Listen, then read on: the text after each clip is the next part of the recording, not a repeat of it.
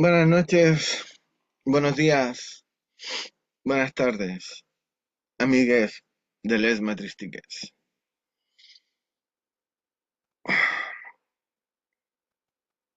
Hoy día no me siento muy bien. Me está empezando a doler la espalda. Mm, Padezco escoliosis y hoy se hizo notar. Oh,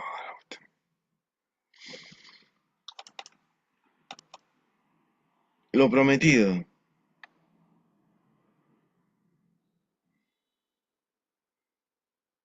Eh,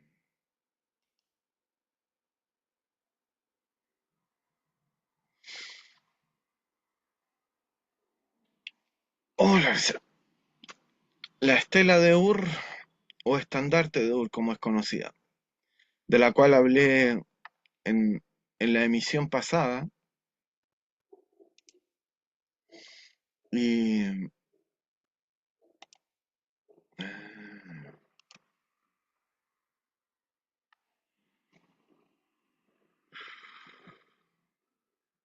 ahí está, por fin, pantalla completa, para que la puedan apreciar. Es un mosaico en donde las figuras están hechas con una especie de concha, el lapislázuli de fondo. Y como dijimos, esto está datado en el siglo 26 antes de Cristo. Es decir, 2600, 2600 años antes de nuestra era. Los sumerios son la primera civilización del mundo, de la cual se conservan registros, porque puede haber otra civilización anterior, pero que en su proceso de autodestrucción no dejó ni siquiera registros, como muchos sostienen por ahí. Ah, Y eh, esta pieza de arte, mal calificada de arte, porque es una pieza ideológica, como todo arte, no hay obra humana que no sea ideológica, no hay arte inocente, arte naif, como le llaman, porque todo obedece a una intención del autor.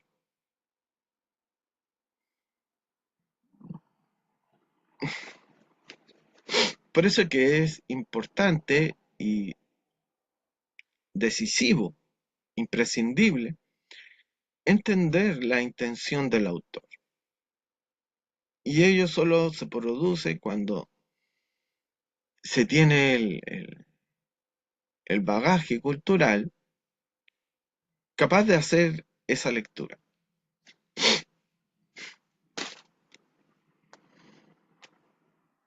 ¿Y por qué me interesó a mí este mosaico?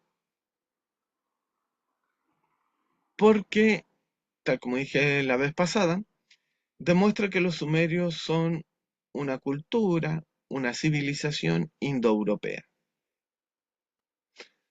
A pesar de que, por su ubicación, tomemos en cuenta que Ur, la ciudad en la cual fue creada esta obra, está kilómetros al sur de Bagdad, de la actual Bagdad,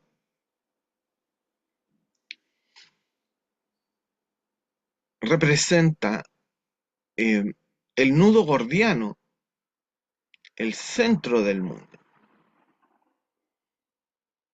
Porque toda cultura antigua, todo pueblo ancestral, los sumerios califican como pueblo ancestral, a pesar de haber dejado eh, registros de escritura cuneiforme, cosa que lo distinguiría de otros pueblos ancestrales que carecen de escritura.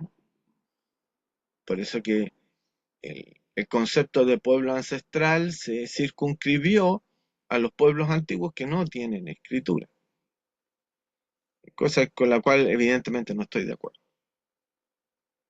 Ancestral en el sentido de fundacional, de primeros, por eso de ab origen, en latín, desde el origen, por eso aborígenes. Entonces,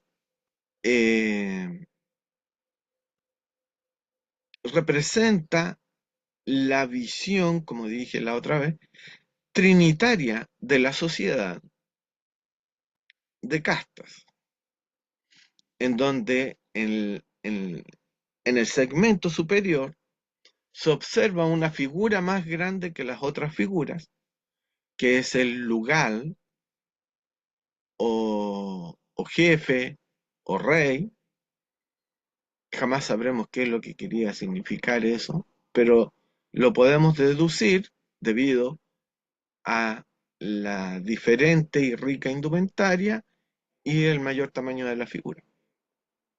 Y que todos los están mirando a él mientras bebe, mientras un músico pone música y los sirvientes les sirven más copete.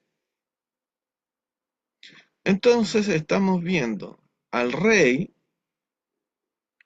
y sus aristócratas en una fiesta, pasándola bien. Y en segundo lugar están los pastores. Se distinguen cabras y vacunos y ovejas, lo que dije la otra vez. El ganado que se lo han ganado a otras tribus, el ganado vacuno, ovino y caprino, mediante el uso de la violencia, el uso sistemático, porque no es solamente robar, eso me quedé corto mientras veía la otra exposición. No es solamente el momento de ganar, es decir, de arrebatar, de expropiar, de robar, sino que también la violencia se mantiene de forma permanente para la retención y, entre comillas, protección del ganado.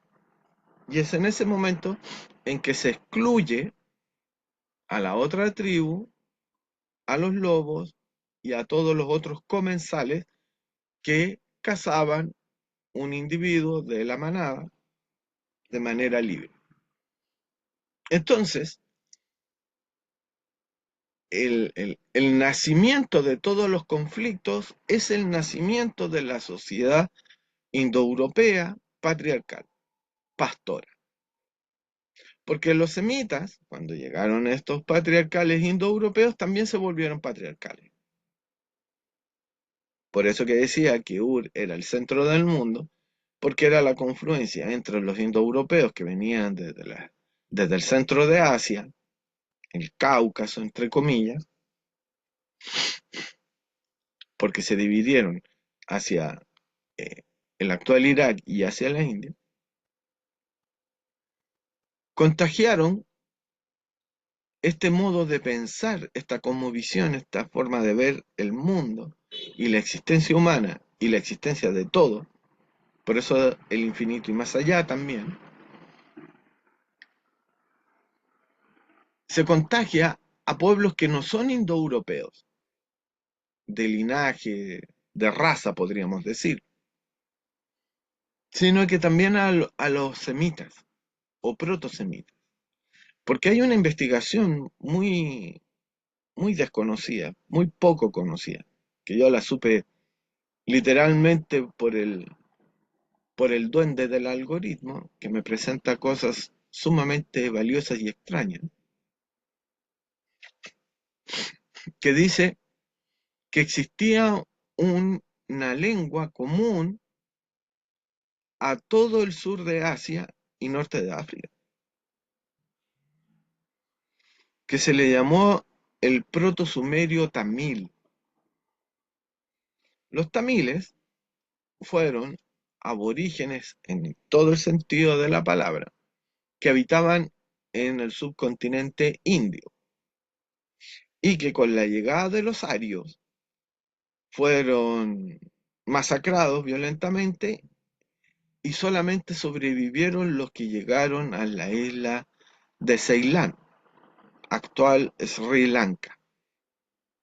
Entonces, estos lingüistas descubrieron que entre el tamil y el proto-sumerio, es decir, los que verdaderamente habitaban desde el comienzo la Mesopotamia, antes de la llegada de los sumerios, porque bajaron literalmente de las montañas del Hindu Kush, del Cáucaso, eh, compartían raíces y fonemas idénticos o muy parecidos. Entonces, estos lingüistas dijeron, desde eh, la actual Palestina, Líbano, hasta la India, había una única lengua. ¿Se pueden imaginar eso? Un mundo donde la mayor cantidad de seres humanos hablaban una misma lengua y que el último remanente de esa lengua sea el tamil del sur de la India y especialmente la isla actual de Sri Lanka.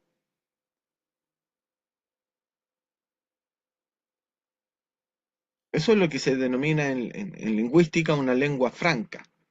Evidentemente tenían dialectos locales, regionales, pero es como, es como ahora que es como si todo el mundo hablase inglés. Mm. Pero en una época se dio eso, porque no existía, y volvemos al tema, esa escisión, esa radical sensación de separación entre el tú y yo, sino que existía el nosotros, que ya es un concepto derivado.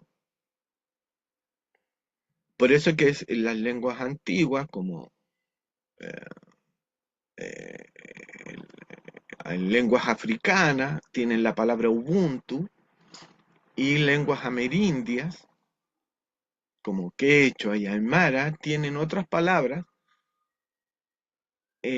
con la idea de todos somos uno, que no es la idea de nosotros, porque en la concepción del nosotros en castellano, si uno escucha bien la palabra, incluye un no, nos, no otros, no otros. ¿Ok? Entonces ya está incluida en la palabra que debería significar unidad, la separación por negación del otro. Y eso, tal como hemos visto, es lo que recalca Maturana cuando dice, cuando define el amor de manera racional y operativa, es decir, de una manera científica, que es la aceptación del otro como legítimo otro en la convivencia cotidiana.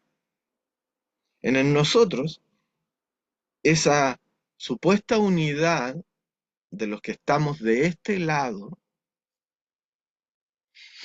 es una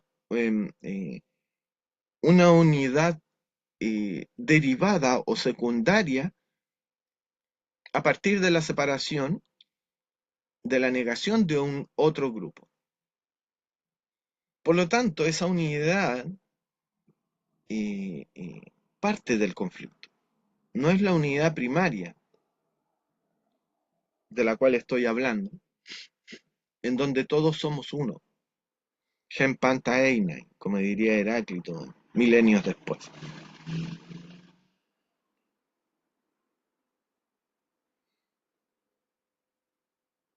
Y la división está al interior de nosotros mismos y es proyectada al- a la organización social mediante estas clases sociales o castas. Por eso que vemos al noble que no tiene necesidad de hacer nada para pasarla bien, vemos a los pastores y en último lugar, en el tercer lugar, si se dan cuenta, vemos a los agricultores, que es lo que decía la vez pasada, que trabajan para el de arriba, cuando originalmente trabajaban para ellos mismos. Y este orden, este, entre comillas, orden social, solo se mantiene mediante la violencia del segundo estamento, que son los pastores. Porque el pastor, para, entre comillas, guiar al rebaño, le pega al rebaño. Usa perros que ladran y muerden. Y es lo mismo que se hace con los agricultores, que son tratados como un rebaño. Y por eso que cargan esas pesadas eh, fardos de granos. Porque recordemos, el Medio Oriente, eh, ¿cómo le dicen ahora? El Asia Occidental, la media luna fértil de los tres grandes ríos, Nilo, Nilo Éufrates y Tigris, literalmente Tigre, eh, empezó la agricultura, el invento femenino.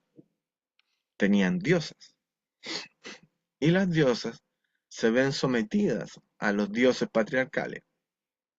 Pero en Sumeria, por ser la primera civilización y estar muy fuerte eh, la sociedad agraria, matrística,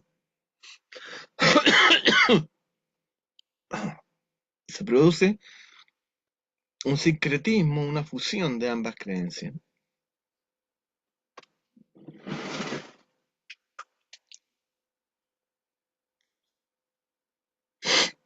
en donde hay diosas preeminentes como Inanna, Ishtar, que siguen teniendo un papel preponderante en la mitología, pero ya travestidas, y modificadas, cooptadas como diosas de la guerra, de la muerte. Evidentemente que se sigue conservando la diosa de la fertilidad, pero ya degradada a una suerte de consorte del dios rey. Ya no ella como la, la diosa principal, como madre de todos y de todo. A tal punto que en esta primera época de los sumerios, el lugar tenía que casarse ritualmente con la diosa y la diosa le transfería de manera vicaria, así como el papa es el vicario de Dios, el rey o lugar era el vicario de la diosa, cosa que ya después de esta época primera se pierde. Y el rey pasa a ser rey porque simplemente es rey y si no te mato.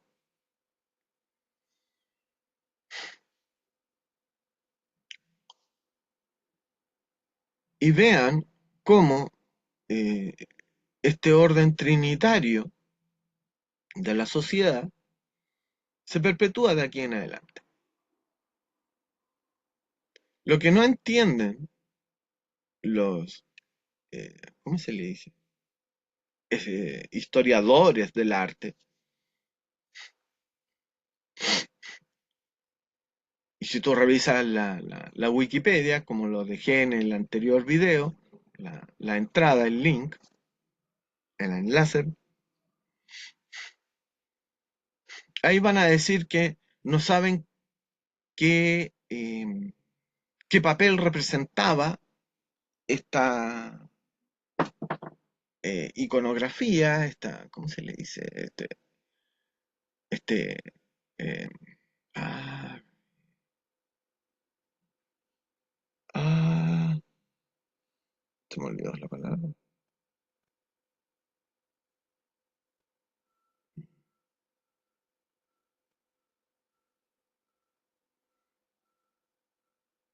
Mosaico. Uf, parece que ya me dio Alzheimer. Entonces, eh, ahora voy a hacer el análisis propiamente después de toda esta larga introducción acerca de quiénes fueron los sumerios, mis queridos amigos. Mm, por ejemplo, nosotros contamos por docenas, a pesar de que tenemos un sistema decimal, es decir, de 10. ¿De dónde viene esa manía de contar por 12? De ellos. Viva Sumeria. ¿Y por qué? Porque ellos, para hacer rápida la cuenta de las cosas, se fijaban en las falanges de los dedos.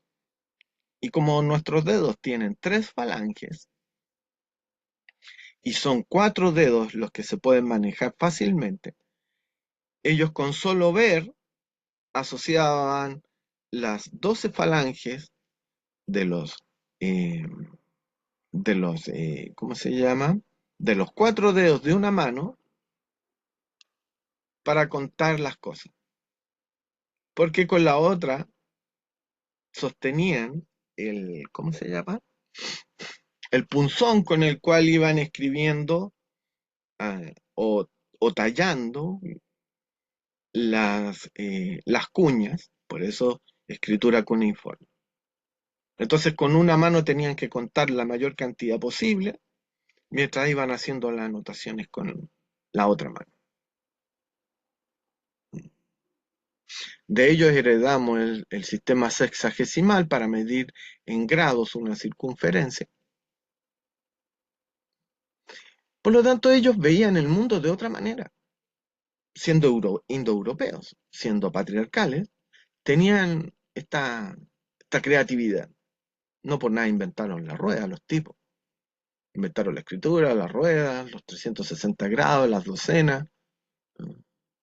Perfeccionaron los sistemas de canales que ya existían previamente en el Éufrates, etcétera, etcétera, etcétera.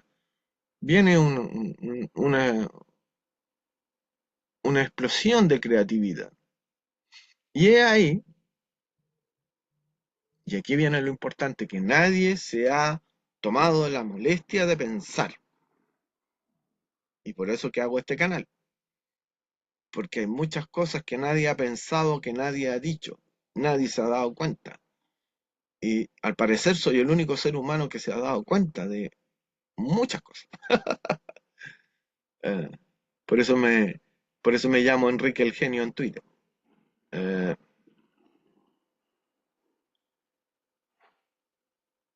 este mosaico, hay que entender por qué hacen un mosaico y no una pintura, no una escultura. ¿Se entiende? Tal vez tenían canciones, como muestra el músico, pero no conservamos partituras ni los versos de esa canción. Pero sí conservamos un mosaico. Ojo, porque el mosaico, eh, parafraseando a McLuhan, el, el- el pensador canadiense, con su axioma, el medio es el mensaje, hay que entender el medio a través del cual están dando el mensaje. Es decir, el mensaje es la sociedad es trinitaria, es una tríada, 3 clases sociales, 3 castas. Pero a través de qué medio lo están haciendo. Nadie se ha puesto a pensar eso. Lo están diciendo a través de un mosaico. Y un mosaico en sí mismo es un mensaje. Y eso es lo que nadie ha entendido. Ni siquiera cuando interpretan los mosaicos bizantinos, romanos bizantinos. De hecho, cuando uno estudia historia del arte, la gran época dorada del mosaico es precisamente la época bizantina. Y ahí yo me di cuenta de por qué un imperio ocupa como medio de comunicación el mosaico. Porque un imperio, al cubrir y, ¿cómo se dice? Y abarcar eh, diferentes culturas, diferentes etnias, muy distintas unas de otras. En el formato del mosaico, envía un mensaje subliminal a cada uno de sus miembros, de, de manera que cada trozo, cada fragmento de piedra, de conchilla, de lo que sea que se ocupe para hacer el mosaico, representa la idea de que tú eres parte de un todo que es más grande de ti, pero en el cual tú eres necesario. ¿Mm? ¿Se entiende? Entonces, estos sumerios que se sobrepusieron como casta dominante a las diferentes tribus eh, agricultoras que transformaron sus aldeas en una metrópolis, Ur, Lagash, Uruk, Enkidu, etcétera, pueden googlearlas, están enviando el mensaje de tú eres parte de esto, siéntete incluido, a pesar de que te estoy excluyendo, porque la riqueza es para mí. Entonces, esta, esta dualidad, esta dicotomía y esta contradicción es sublimada a través del arte, específicamente del mosaico, diciéndote, tú eres parte de esto, por lo tanto, ocupa tu lugar. Y por eso que es esta obra. Esta obra es un manifiesto político, si se entiende, ¿no?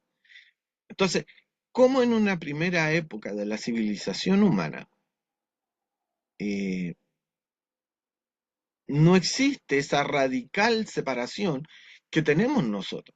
Todavía hay ciertos rasgos unitarios, porque ahora una obra de arte no lo podríamos tomar como manifiesto político o como la constitución de un país. Pero resulta que esta obra de arte, este mosaico, mal llamado estandarte, porque no es un estandarte, no es una bandera, en el sitio de Wikipedia y en, en la interpretación clásica de la estela de Ur, eh, los estúpidos historiadores del arte, sobre todo anglosajones, porque esto está en el Museo Británico, dicen, no, es que esto era un estandarte, era una bandera que se ponía en en un palo, en una asta, y se salía en procesión por las calles, así como ahora se saldría con la Virgen o un santo. No, no, esto no era para esa, no tenía esa funcionalidad, porque hay que tomar en cuenta las dimensiones físicas de de este mosaico que no estaba en una pared, como los mosaicos grecorromanos, pero específicamente bizantinos. No estaba en un templo, sino que estaba en una caja que tiene, como toda caja, cuatro lados, de una extraña forma trapezoidal. Es como una, ¿cómo se llama?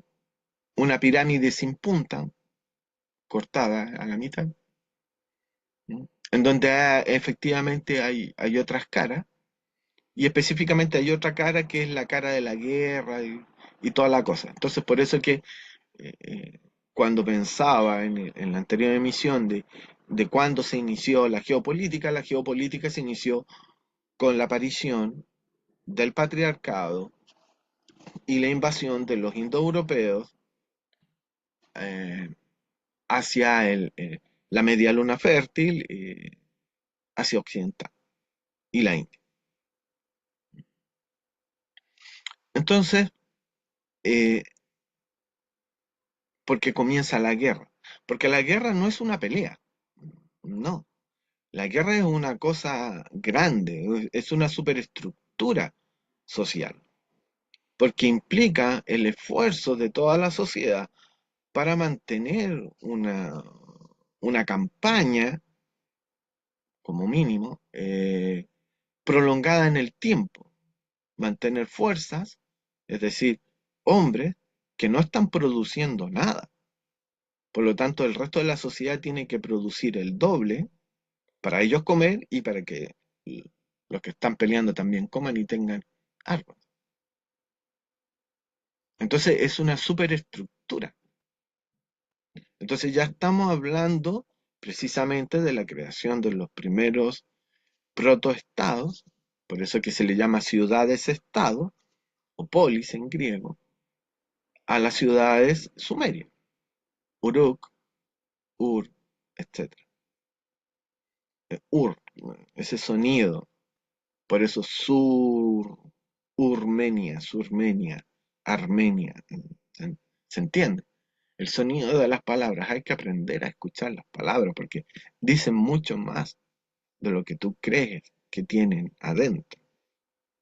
Cargan con una historia milenaria.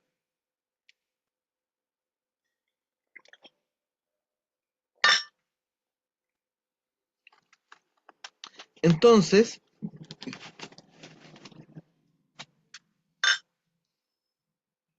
entendiendo que un mosaico es una obra compleja, que es el correlato estético de una sociedad compleja,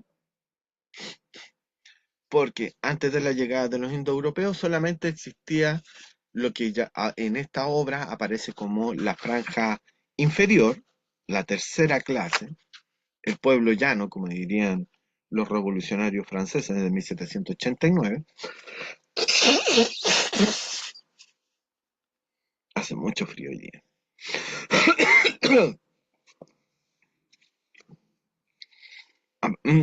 Aparte de tener, ¿cómo se llama? Eh, escoliosis, también padezco de POC. Así que el frío hace que mis pulmones generen mucha mucosidad.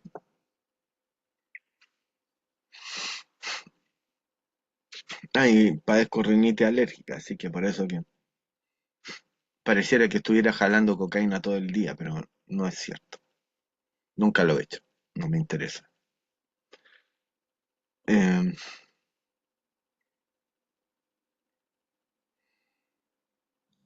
la complejidad de la sociedad se traspasa a la complejidad de la obra que representa dicha sociedad, y por eso que el mosaico es la expresión imperial por excelencia.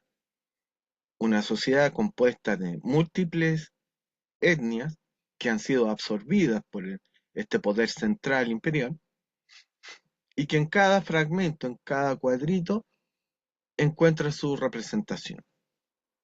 Una inclusión en un sistema que te excluye de la riqueza. Y esa es la contradicción patriarcal que origina todos los conflictos.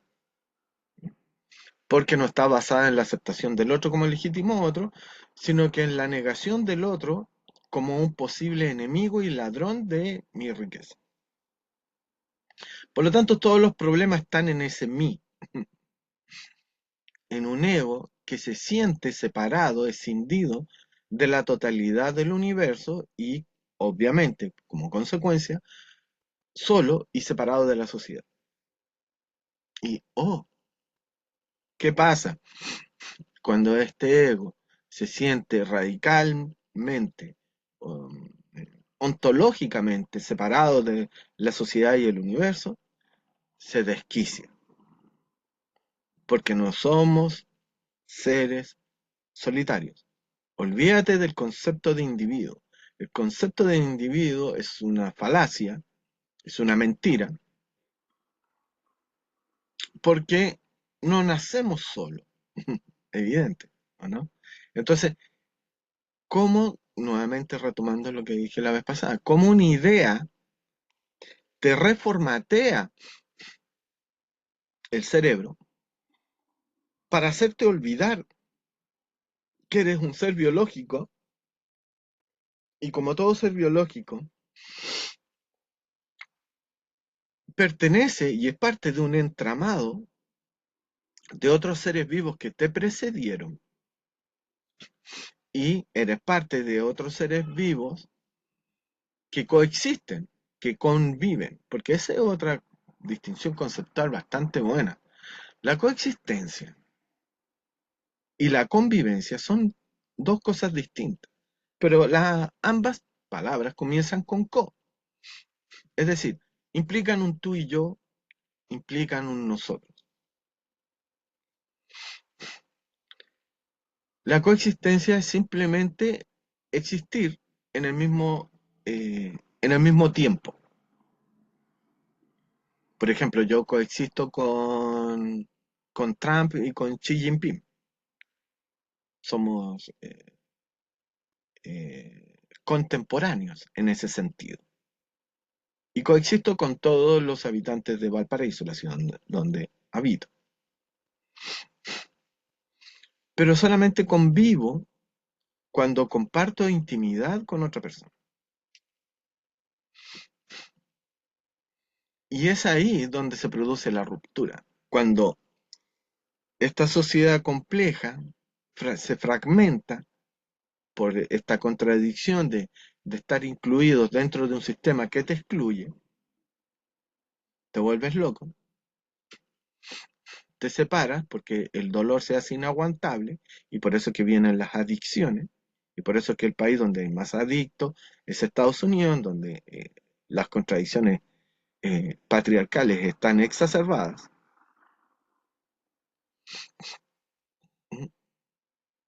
Y te crees un lobo solitario y vas y le pegas unos tiros al candidato a presidente. ¿Se dan cuenta como el, el mismo sistema patriarcal es el caldo de cultivo para todas las enfermedades mentales habidas y por haber?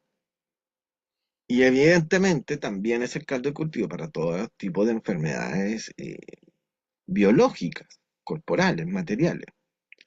No por nada, los indoeuropeos españoles, al llegar a América, mataron más por enfermedad, es decir, sin querer queriendo, que por efecto de las armas. Y por eso que, si bien no soy de estos hispanistas de que habla de que no, el imperio español eran ángeles, llevando la cultura y la religión al resto del mundo, que el relato que se inventan ellos mismos. Tampoco voy a creer en la leyenda negra inventada por holandeses y propagada por ingleses de que fueron la peor mierda sobre el planeta. No. O sea, evidentemente, ya estando dentro del sistema patriarcal desde el 3100 a.C., los hueones no fueron ni más malos ni más buenos. Evidentemente que en comparación con el imperio inglés que exterminó razas, etnias completas, por ejemplo en Norteamérica, solo quedan los nombres y algunas fotos, con suerte, de etnias completas que fueron arrasadas por anglosajones. En cambio, eh, acá en América todavía existen muchas etnias que después fueron más bien aplastadas por las repúblicas inspiradas en Londres, recordemos, ¿no? La logia lautarina era un grupo de criollos americanos, pero que fueron adoctrinados completamente en Londres, a tal punto que mm, eh, Inglaterra tenía un plan que intentó hacerlo, que fue conquistar Buenos Aires y desde ahí empezar a liberar el resto de Sudamérica eh, del yugo hispánico. Ese plan lo leyó San Martín y lo ejecutó él. Con lo cual, debo darle las gracias a don Francisco Alatriste, como le llamo, en su canal Clave Geopolítica, por haber dado ese dato histórico que él averiguó y llegar a la conclusión de que el primer Euromaidán fue la independencia, fue la gesta independentista americana. La primera guerra proxy fuimos nosotros y la hicimos nosotros y la pagamos con sangre nuestra al servicio de su reina inglesa. Oh, Dios mío. Eso ya debería darnos vergüenza, como sudacas anglosajones. O sea, en el fondo, San Martín, o sea, lo que está haciendo Milei ahora no es más que repristinar, eh, eh, resucitar lo que hizo en su momento todos los mal llamados padres de las patrias, sudacas. Sacarnos el yugo de la madre España y ponernos el yugo de la tía Inglaterra. Me desvié, parece. Bueno, es que son modalidades de lo patriarcal, porque lo patriarcal se define, y en eso debo reconocer el decisivo aporte de Rihanna Eisler, autora norteamericana, cuando dice que es que da lo mismo si es patriarcal o matriarcal o lo que sea. La sociedad se basa en la dominación. Esa es la esencia. Puede ser capitalista o no capitalista, puede ser agraria, puede ser pastoril.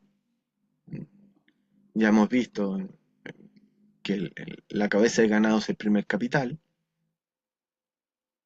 pero la esencia es la dominación y la dominación solo se hace a través de la violencia.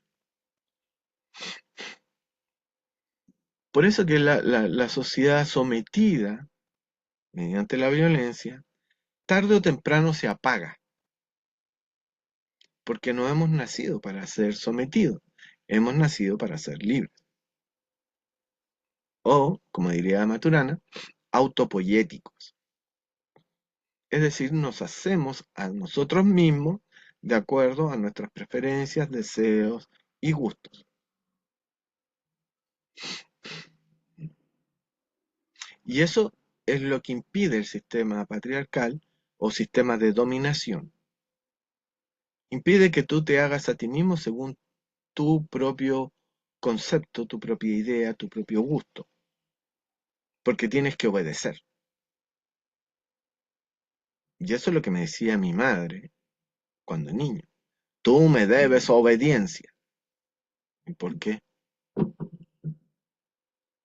Yo tengo cerebro, yo pienso por mí mismo, yo sé cosas que tú no sabes. Entonces, ¿por qué tengo que hacer lo que una persona que no tiene mis conocimientos me obliga a hacer, a pesar de que yo considero que ese hacer es estúpido, precisamente porque carece de los conocimientos que yo poseo? ¿Por qué no puedo hacer las cosas según mi criterio, sino que tengo que obedecer el criterio de alguien que evidentemente es imbécil, estúpido, retrógrado en comparación conmigo? Y en muchos puntos, directamente malvado. Entonces, cada vez que alguien hace este cuestionamiento, es aplastado. Entonces, de tanto aplastar, los intentos por revitalizar la sociedad, toda sociedad patriarcal, dominadora, capitalista, pastoril, ocúpense todas estas palabras, ¿cómo se dicen? Sinónimo. Termina degradándose, degenerándose, decayendo y extinguiendo. Por algo, mis queridos amigos sumerios dejaron de existir poco después de haber fabricado esta obra de arte, este mosaico. Se ve bonito, porque ya estamos formateadas, tenemos formateada nuestras mentes en la visión trinitaria de la vida. Por eso, lo que decía la otra vez de las tres personas de, eh, de Dios, de la divinidad cristiana católica, en realidad cristiana en general. Por eso que los islámicos nos consideran heréticos ¿cómo se dice? No es polígamo, ellos son polígamos.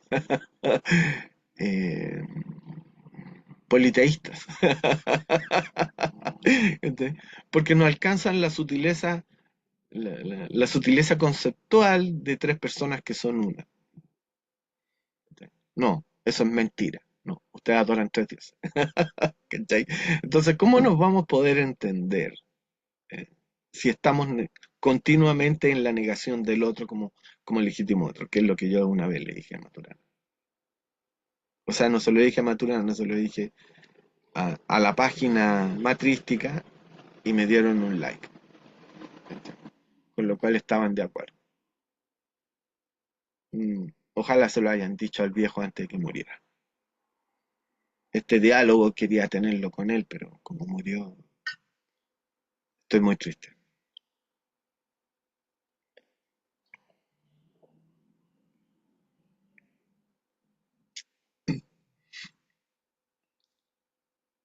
Porque le habría dicho que su teoría tiene un hueco.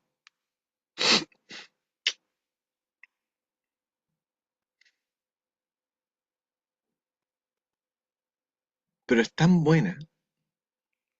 Por eso que eh, eh, eh, la película Revolver con Jason Statham, cuando tenía pelo y largo, para mí representa esta no relación con Maturana, porque eh, el personaje encarnado por Statham dice que la fórmula es tan perfecta que se aplica a todo. Y eso es lo que consiguió Maturana. Consiguió dos fórmulas y una definición que son aplicables a todo,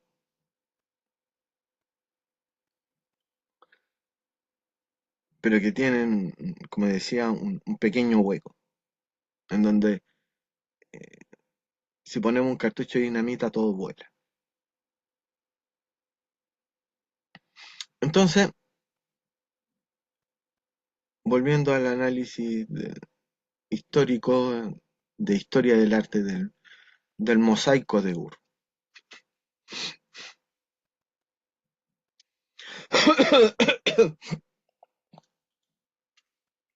Y es algo que se puede deducir fácilmente por lo ya dicho. Si los sumerios llegaron en el 3100 a.C., sometiendo a las tribus, eh, ¿cómo se llaman? Agricultoras matrísticas, y esta obra data del 2600. De hecho, se le llama el Renacimiento sumerio a esta época, porque si se fijan, ya han pasado 500 años. Es decir, es como si el único eh, documento artístico, cultural, acerca de la conquista y colonización española de América fuese un mosaico de 1992, hablando de Cristóbal Colón, por ejemplo. ¿Se entiende la idea? Y eso es lo que no ha pensado ningún historiador del arte anglosajón motherfucker. No se han dado cuenta de que este es un archivo histórico de 500 años de dominación y sometimiento. Esta es una obra tardía de una cultura que va a desaparecer en 100 años más o 200 años más, porque ya va a ser el imperio acadio, el primer imperio propiamente tal del mundo, en donde las ciudades ya no van a ser ciudades independientes, por eso que eh, eh, es las ciudades-estado son la primera organización, como también veremos en Grecia, que después son sometidas por el imperio macedónico. Entonces, por eso decía que la geopolítica nace con los indoeuropeos patriarcales, pastores, porque se organizan, forman su polis, pero después estas decaen precisamente por esta contradicción de te integro a un sistema que te excluye, hasta que precisamente este tercer estado, como le llamaban los franceses del 1700, ya no tiene fuerzas y ya no tiene ganas de seguir participando de la mentira de una sociedad patriarcal, en que te dice, no, si tú eres un ciudadano, pero te trata como un esclavo.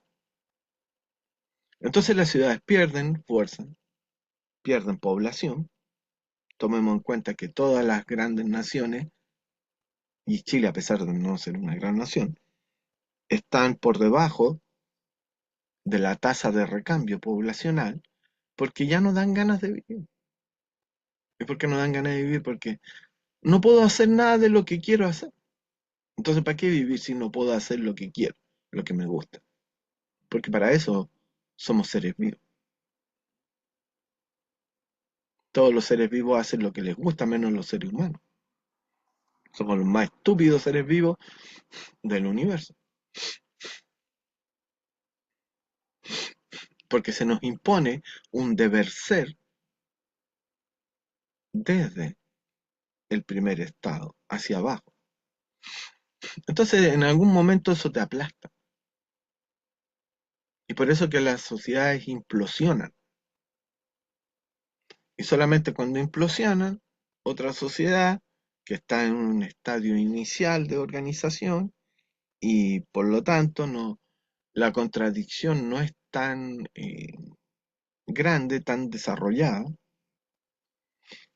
por lo tanto eh, se hace soportable, es soportable un leve grado de contradicción, toma su lugar. ¿Qué es lo que pasa con los acadios cuando conquistan y someten la ciudad de Sumeria y forman el imperio sumerio acadio?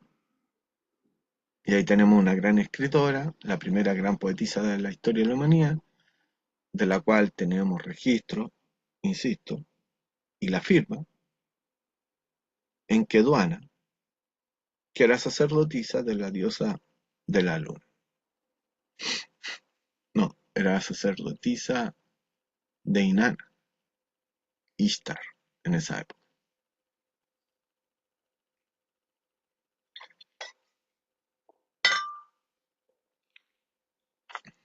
Entonces, como estábamos viendo, esta es la obra que eh, celebra el quinto centenario. Y eso es lo que nadie se ha pegado la cachofazo. Estamos viendo la cima de la cultura sumeria, la obra maestra, la capilla sixtina de la civilización sumeria. Y desde ese punto de vista se entra eh, en en el entendimiento de la obra y nos revela qué pasaba en Sumeria.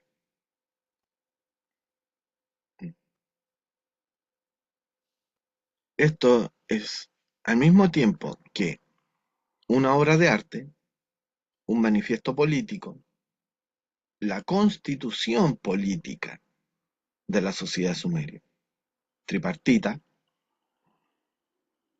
también es eh, un relato sagrado,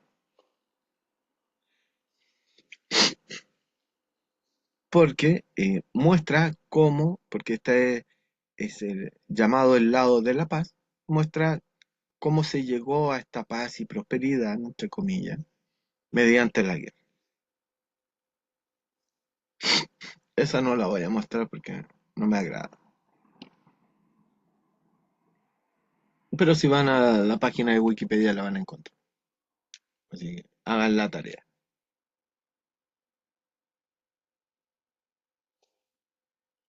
¿Algo más? Y es por ello que podríamos incluso eh, interpretar eh, este mosaico, esta obra compleja, que nos habla de la complejidad. Los diseños geométricos son fascinantes. Eh,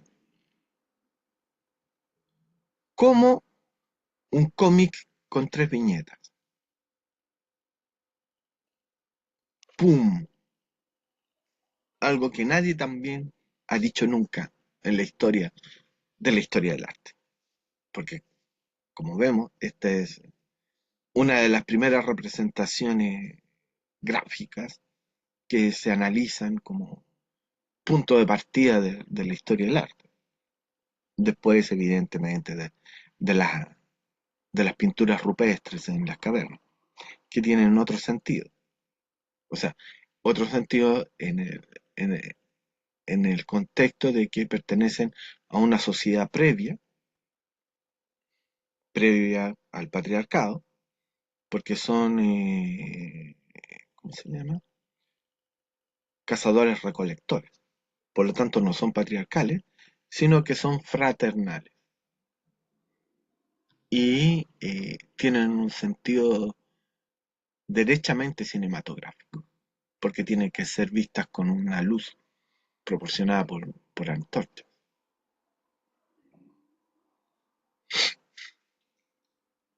Entonces, el cine, como dijo, no me acuerdo qué pensador, qué analista, dijo, el cine es la resurrección de la lógica de las cavernas paleolíticas. Eh, eh, es la resurrección del paleolítico en medio de la modernidad. Entonces eso ya nos da una complejidad extra. Y en ese sentido, esto, como le digo, debido precisamente a este orden trino que tiene, puede ser interpretado como con esa visión de viñeta de cómic.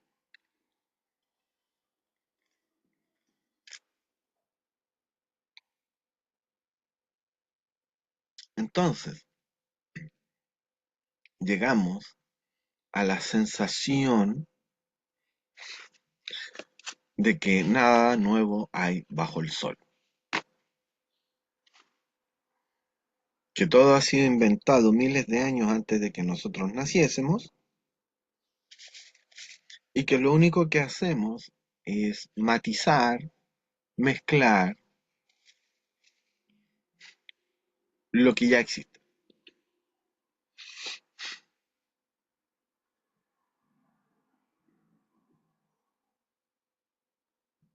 Por lo tanto, el punto de vista emocional, que siempre es el primero y último en todo, debe ser la más completa humildad ante la realidad.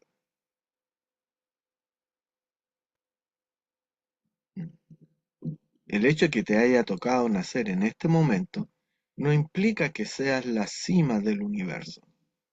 Por ejemplo, como precisamente los indoeuropeos se creen. Todos los indoeuropeos se creen la cima, por eso que están representados en eh, el primer segmento, la primera viñeta del mosaico de Ur.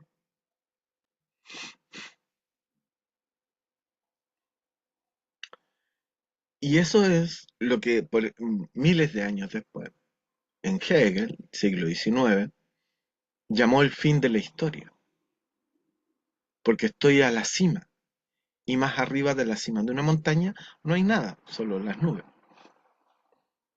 donde habitan los dioses, ¿se entiende? Entonces,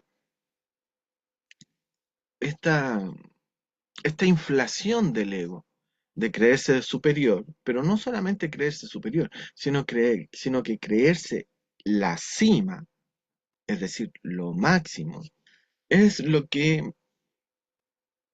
atraviesa todo lo que llamamos historia de la humanidad, porque malamente llamamos historia de la humanidad, desde el ingreso violento de los indoeuropeos en el Asia Occidental, en la media luna fértil.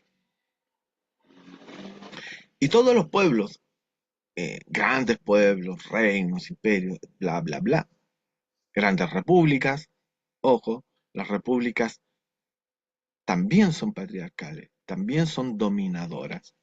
Vean Atenas, vean Estados Unidos, que mantiene la figura de la república, pero es un imperio. Como dicen los geopolíticos, eh, si camina como pato, hace cuac como pato, es amarillo como pato, es un pato, aunque no tenga forma de pato, es un pato, porque actúa como pato.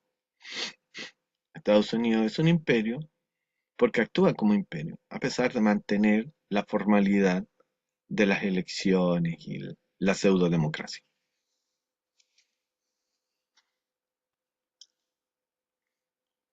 Entonces,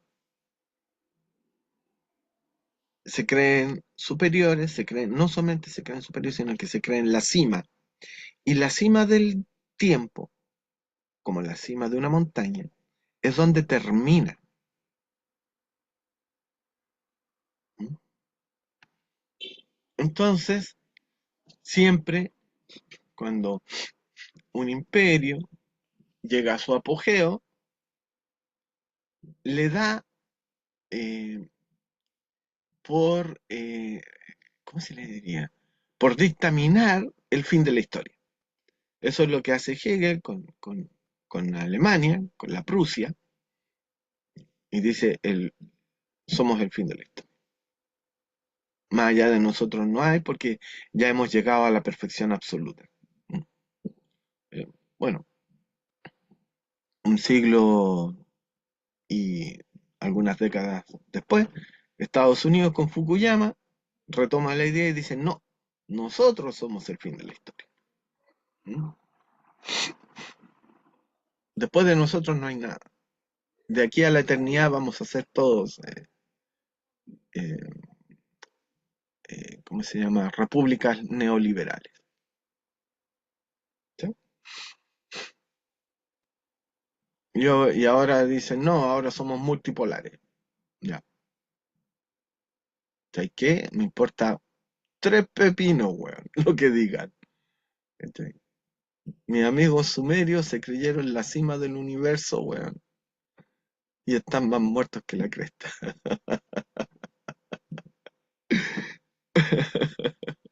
¿Sí? ¿Cachai? Y volvemos a Salomón, todo es vanidad de vanidades, es querer atrapar el viento con las manos. Nada nuevo bajo el sol. Mientras más se sabe, más se sufre.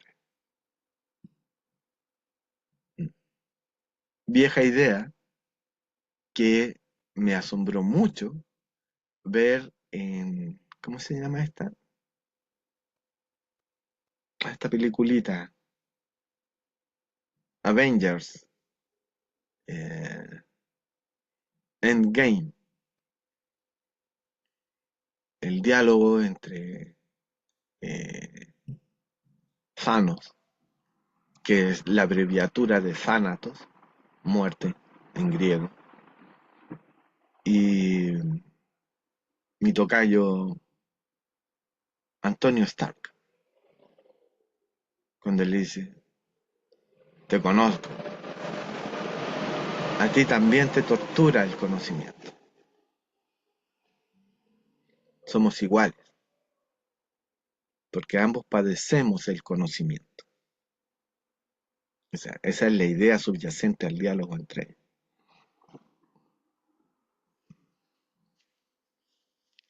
Y dije, wow, Salomón, por lo menos pongan el pie de firma diciendo, estamos citando a Salomón.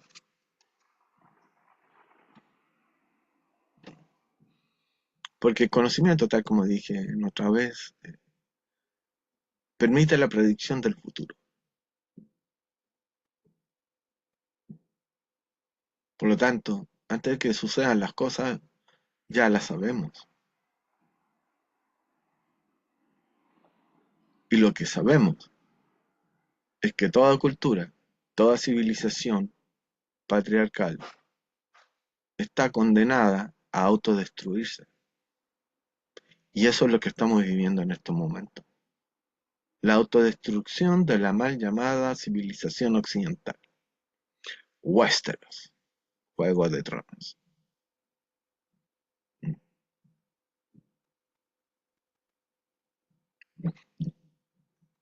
La pregunta es, ¿será Trump la Khaleesi que desatará a los dragones que incendiarán la, el propio imperio?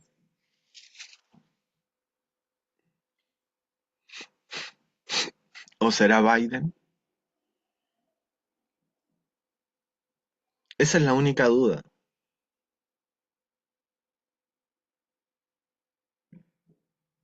Y de nosotros solo quedarán algunos vestigios, algunos fragmentos, como el que estamos viendo ahora,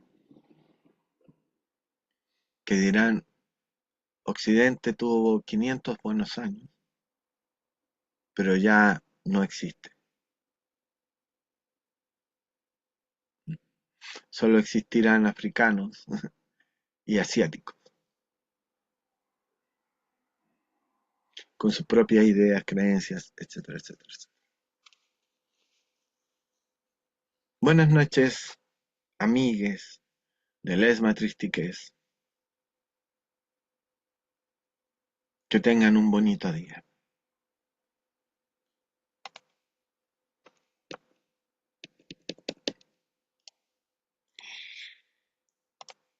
Muchas gracias por haber llegado aquí, especialmente Gabriela del Valle y José Miguel Monarres.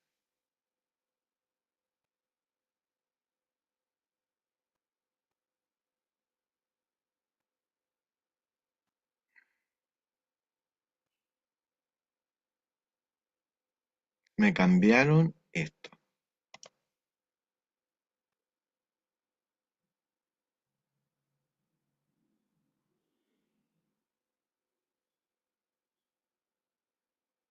No mames.